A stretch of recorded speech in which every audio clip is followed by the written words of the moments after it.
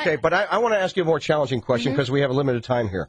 Let's talk about this. Let's talk about Newcastle County. Chris Coons did raise taxes, okay? He has, as county executive, when the county council brings a proposal and they vote on that proposal, Chris Coons at some point has to sign off on it. The county lost about 1/3 of its revenue due to the subprime mortgage crisis, okay? That's through the transfer tax. It's about 1/3 of our revenue. Chris Coons, he cut his own salary, negotiated with unions to zero pay raises. He cut discretionary spending, like the ice cream festival is $1 million a year, Wild West Days at Carousel Park, and things like that. And but he did raise taxes. In fact, my property taxes went up about $10 a month to nearly $543 a year.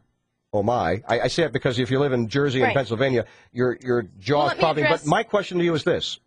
What would you have done differently? Well, let me address a couple of those No, things. what would you have done differently? I'm getting to that, Rick.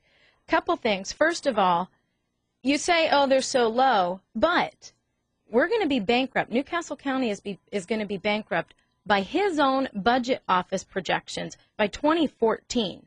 So he's so-called balanced the budget by raising taxes and raiding the surplus fund. Unemployment has doubled under his watch. He brags about cutting the ice cream. 2007 to 2009, yes. No, from 2004.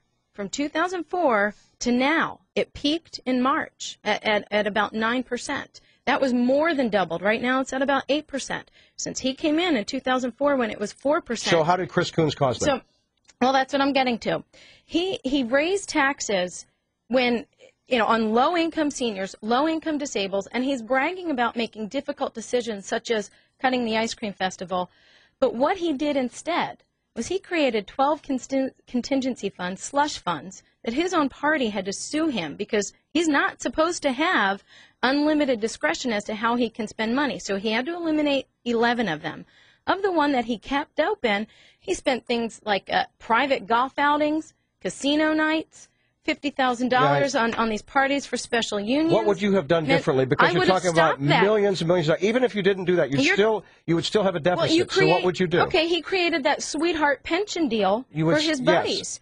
You're talking By about the way, he didn't create that. That existed because it existed for the police. You could get a job with Newcastle County Police. And he opened up a loophole. And it also continued. And by the way, he closed that as well. So what would you do differently? He closed that and grandfathered his friends in it. We're talking. So what I would have done is stopped the wasteful spending, stopped the paying out to my buddies, stopped the payments to the labor unions from our tax dollars, the tax dollars being spent to hire private investigators to follow around your political opponents.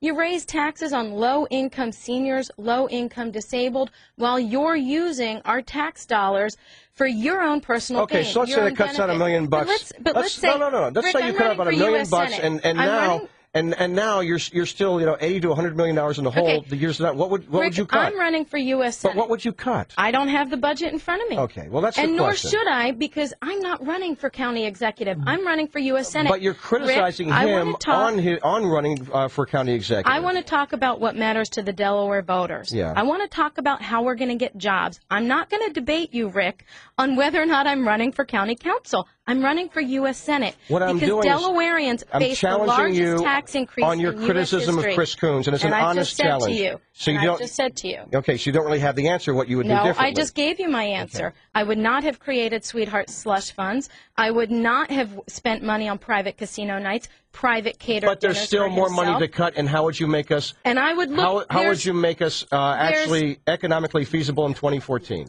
What? I'm not running for county council, Rick. I'm running for U.S. Senate. If you'd like to talk about what I would do there, we can continue. If not, then bring on whoever's running for county council this year. Let's get to another I'm running against Chris Coons because he wants to serve in the U.S. Senate. He has said that he will rubber stamp the Obama-Reid agenda. I would love to talk to you about what's going on there. Okay, Rick, you're on WDEL with Christine.